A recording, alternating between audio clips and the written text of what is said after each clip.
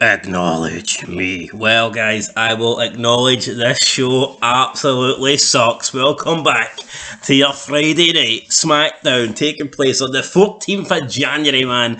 We're only two SmackDowns into the new year, and I don't want to watch wrestling ever again. I never want to see a SmackDown again.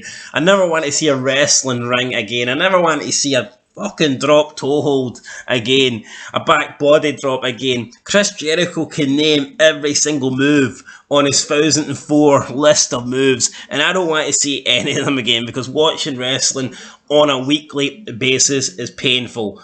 But we're not here to talk about how shit all wrestling is, we're just here to talk about how shit SmackDown is. So here we go. We start Friday Night SmackDown, a depleted roster, a roster that's in desperate need of something. And we start it with arguably the best thing on the show, the Usos. Usos come out and they were funny. They were running through the tag teams on SmackDown. And let's be real, there is no tag team, so of course they had to throw a couple together. Apparently Cesaro and Mansoor all of a sudden are tag teams. They're a tag team, what the fuck? The Usos were... It was funny. The Usos were being like comedic. They were running through the tag teams. They were saying like Mansoor uses like fucking shampoo. What kind of shampoo Mansoor uses, and they're making fun of the Viking Raiders. And they said that those two Mexican kids are not. They're trying to like steal your hearts and steal your car. A wee bit racist there, but whatever. I love it. Love to see it. And then they done ring commentary as well, and they were pretty good on that as well. So it was definitely a good way to start the show.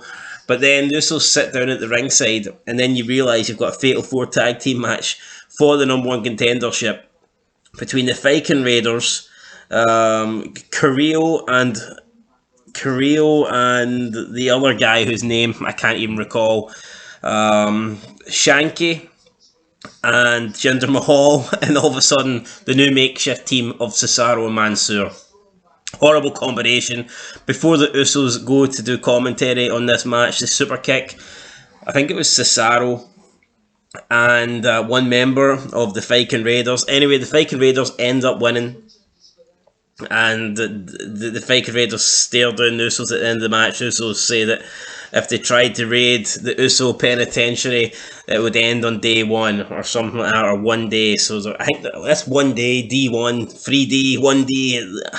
I don't really know what they're going with, but I mean it was a decent start from the Usos. I'll give them that, and I mean that's how we kicked off SmackDown. I'm not too thrilled about the Viking Raiders becoming number one contenders, but when you think about it, I mean, who else is there? Like, you look at this Fatal 4-way tag team match, and that's legit all SmackDown has. So, yeah, definitely did enjoy the Usos on commentary. It's a shame they couldn't have done commentary throughout the night. But to be fair, I mean, the SmackDown commentary is probably... It's better than Raw. I'll give them that. I will give them that 100%. So, the raid is upon us. It is what it is. Up next, we have Sonya Deville. She is complaining about how cold it is in her GM office. And all of a sudden, Naomi comes in. Naomi's going to attack her. Sonya Deville has to remind her. And it's like, Naomi must be a dumb fuck, because every week Sonya Deville has to remind her the same old shit, that she can't attack her when she is dressed, you know, in this suit and in this jacket or whatever. And Naomi asks why Sonya Deville doesn't like her, and Sonya Deville says it's because you strut in here like a main character when we all know you're just nothing more than an extra. So I guess she just buried Naomi right there. And then if she said, you can hit me, but if you do, maybe you'll get fined, maybe you'll get taken out the Royal Rumble, or maybe you'll get fired. So then Naomi leaves. Unhappy. So there you go. That's that segment over and done with. Over and out. Wasn't great, but it is what it is. I guess it carries on this feud between Naomi and Sonya Deville. Not that I want it to carry on, but it's carrying on regardless. Up next with Insane. So basically, Sami Zayn says Johnny Knoxville can't do what Sami Zayn can do in the ring, but Sami Zayn can do... Obviously, he can wrestle and he can do what Johnny Knoxville does. So Sami Zayn has built his own little jump. He's going to do a stunt and it's called insane. There's a ramp at one edge of the ring, and on the other edge there's a mat, and he claims that he is going to jump the entire ring. He comes out in a shopping cart with a couple of guys pushing him. It was alright, I guess. It wasn't bad. Every time he's telling them to push, they would go to 3, 2, 1, and he would say stop, stop, stop. And obviously, in the end, he bottled the jump. He got out and he went, nah, this doesn't look right. I could get hurt. Well, no fucking shit. I mean, I'm sure Johnny Knoxville and the rest of the Jackass cast did get hurt doing some of their stunts. And anyway, this led to Boogs coming out. Nakamura hits the super kick on Sami Zayn, then Boogs throws Sami Zayn over the ring and onto the crash mat. So he made it, in the end, he made it onto the crash mat. Not quite flew over the ring, but he flew over the top rope when Boogs tossed him out onto the crash mat landing. Up next, we had Natalya and Aliyah backstage, or Aliyah. Basically, this Aliyah chick has came out and said some like really racist shit in the past. So I don't know why she's got away with it. It's just WWE picks and chooses. Like it's mad though how you can be Hulk Hogan and say the N-word on a podcast when you're like unaware that you're even being recorded or whatever, or you're in a hotel room, he's unaware that he's been. Not that that makes it any better, but I think it's mad how Hulk Hogan done that and basically got fired and got blacklisted, and still to this day Hulk Hogan is hated a lot by, I think, a large portion of the black wrestling community, whereas this Aliyah, absolute nobody, is on her Twitter in the past has several times came out and like tweeted really racist stuff, used the N-word, referred to black people in negative ways and all this shit, yet she's getting a push in the WWE, so it doesn't make much sense to me. She's backstage. Natalya says she's in the Guinness Book of Records 3 times. Aliyah says she didn't know the Guinness Book of Records was a thing. To be fair, neither did I. I thought it was finished. But Natalya, I mean, all her records, she hasn't got any good records. She's simply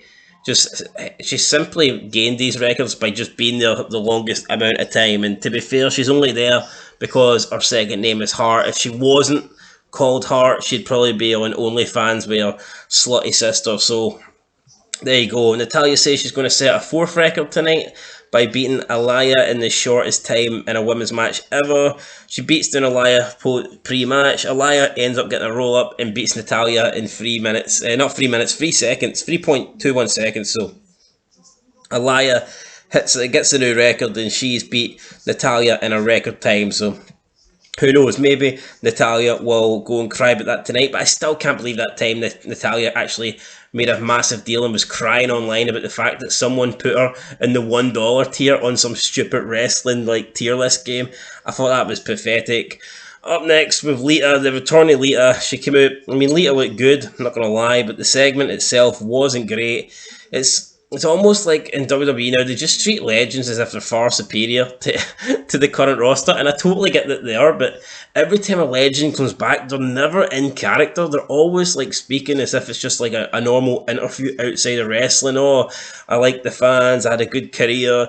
Why can't she come back and actually be in character, be the Lita character? Why is she coming back and speaking, like she's Amy DeMar in a wrestling interview outside of the business, not on TV, not on camera? Why can't she just come back and do commentary or do an interview in the Lita character? I don't get it. She says that she's got one more run in her and that she's going to win the Royal Rumble and basically go on the headline WrestleMania. Then Charlotte Flair came out. Charlotte Flair said she didn't realise it was Flashback Friday. Well, here, I'd rather it be Flashback Friday than Current Friday, because I would rather look at Lita every day of the week than look at fucking Charlotte Flair. Lita called Charlotte Flair a big head. Charlotte Flair says that, or giant head even, Charlotte Flair said she was going to toss Lita out and end her little comeback run. The crowd were chanting giant head at Charlotte Flair. And then it was a little bit awkward. Lita went to kind of punch Charlotte. Charlotte pulled back a bit, and then Lita ends up hitting a twist of fate that looked awkward and left her laying in the ring. So, there you go. That the segment, honestly, it was not great. But it is what it is. I mean, fucking Lita's back. Hopefully, I would like to see her win the Royal Rumble and go on to Mania. She said she's going to main event. I mean, to be fair, why not? Why they could, if they wanted to, they could give Lita main event on night one. I don't think they will, but I think even Lita just have a singles match at Mania, because I don't believe she ever got a one-on-one single match at Mania. So it would be nice to see her get that, and hopefully she does. So up next, with Sheamus taking on Ricochet. We all know who was going to win this one. Ricochet broke the nose of Sheamus's new guy, I guess. So Sheamus beats up Ricochet and pins him with the Brogue Kick. One-sided match. It was all right, like, but it's just fucking shit. Not really worth seeing on TV, to be fair. Then with Sonya Deville back in the dressing room. Sonya Deville now is complaining it's cold. Adam Pearce is changing she's complaining that it's too warm. So Adam Pearce goes to check with the maintenance people, and then Sonya Deville is messing about with the thermostat, and it turns out that she can't get it working or whatever.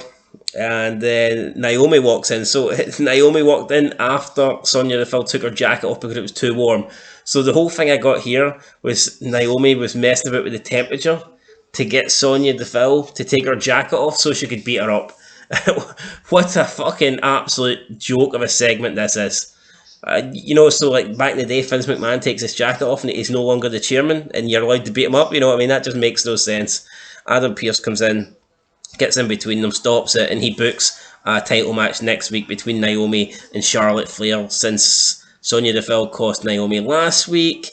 And that's it, guys. So next week should be an alright match, I guess. Naomi versus Charlotte Flair. Don't really care, if I'm being completely honest, but it is what it is. Then we moved on to Kofi Kingston. He was in the ring. Madcap Moss came out, and Happy Corbin, and they turned around and Madcap Moss says, "What do you call something about what do you call Kofi Kingston without the rest of the New Day?" And Corbin says, "I don't know," and then Madcap Moss says, "the Poo Day," and they're laughing. Then Kofi pretends to laugh and said he was going to take a dump on Madcap Moss. I think Kofi should just take a dump on this entire show. I mean, that joke was fucking horrendous. What do you call the New Day? What do you call Kofi Kingston without the New Day? And the answer is the Poo Day. The Poo Day, really? I mean, what the fuck is this? Surprisingly, Madcap Moss beats Kofi Kingston one-on-one. Didn't see that coming. Big win there for Madcap Moss. Then we get to the main event. Roman Reigns and Seth Rollins face-to-face. I don't understand. Like, the roster's lacking. There's a lot of injuries. Roman Reigns is supposed to be this huge star, this mega star. Why are we only getting him with like 10 minutes to go? Why is he not on the show throughout? Why is he not featuring throughout the show several times in different segments? Why did they wait to the last 10 minutes? Because, I mean, here's an hour and 50 minutes where you don't get Roman Reigns and they save him to the last 10 minutes. It makes zero sense to me. Rollins was bringing up the fact that in title matches, Roman Reigns has never beat him. Roman Reigns has made fun of Rollins, said he lives in the past, and that Roman Reigns is on like a god level at the moment, and that Seth Rollins can't beat him. Seth Rollins says that he's a star, and without the Shield he went on to do bigger things, whereas Roman Reigns needed to go and get help from the bloodline. Reigns says that if he wanted to face a star, he wouldn't have picked Roman Reigns. Reigns says he wanted to fight a star, he wouldn't have picked Seth Rollins. He wouldn't even have picked Seth Rollins from the same household, referring to his wife as a bigger star. And then Seth Rollins was dressed like fucking Michael Jackson with a disco ball. It was weird. The Usos came out, tried to attack Seth Rollins. Seth Rollins ducked it, left the ring, got back in the ring, looked at Reigns, and then left the ring again. So, weird ending, just weird in general. I mean, the confrontation was alright, some of the dialogue was alright, but you shouldn't have to wait near 2 hours just to get some decent dialogue between the two of the main eventers, you know? So, pretty shit. Not a good SmackDown. I enjoyed the opener. I enjoyed the end, but everything in between kind of sucked. I mean, it was nice to see Lita back, but I'd be lying if I said the segment was great, because it honestly wasn't. And guys, that's going to do it then for SmackDown. I'm going to give this a 2 out of 10.